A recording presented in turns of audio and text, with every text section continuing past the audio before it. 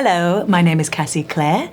I play Philippa in the season 3 of The Witcher.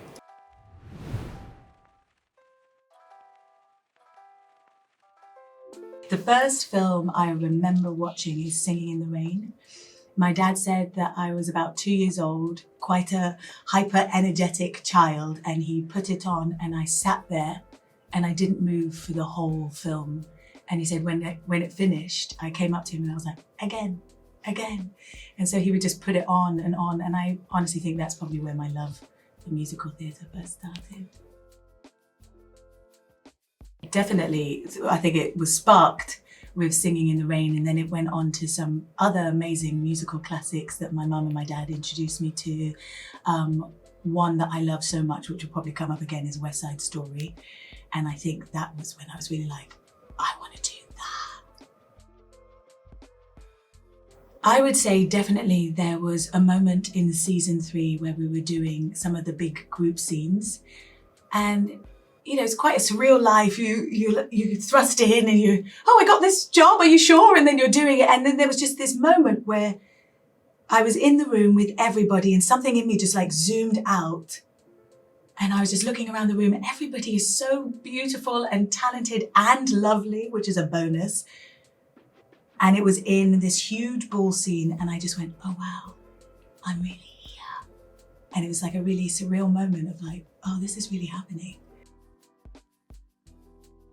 I was gonna say rocks. I love it. I love the way they found the talent, which I think is amazing. I think it's happening a lot more now where people are like going on searches for like new talent and stuff like that. I was just captivated the whole way through. I think those young actors are phenomenal. And the story was just amazing. You know, halfway through you forget that it's a film and you think it's a documentary of your area that you live in. And I related to so much of it and I learned so much about other cultures in there, which I really enjoyed. I just can't believe how amazing it is. Because I'm interested in, well, because I direct as well, I'm interested in different techniques and how you might have to use different techniques for different actors. And I think having that kind of unique perspective of the other side and knowing as an actor how I want to be treated in different ways, I'm really interested in stuff like that. And so I'm always trying to find out, like, how did they get all of that truth and authenticity out of these young actors? Amazing. I was speaking to hair and makeup extraordinaire Paige Cole, who did all of Philippa's looks in season 3. And she reminded me of a time on set where I was going through some life stuff. Sometimes it's really easy to like leave your life at the door. And today, for some reason, life was just coming in with me.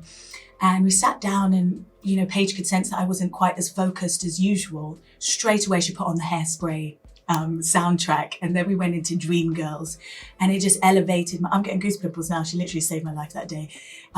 It just elevated my whole mood. So that would be my second and third option. West Side Story is at the tip of the top. I feel like a lot of my answers for these questions are going to be like West Side Story.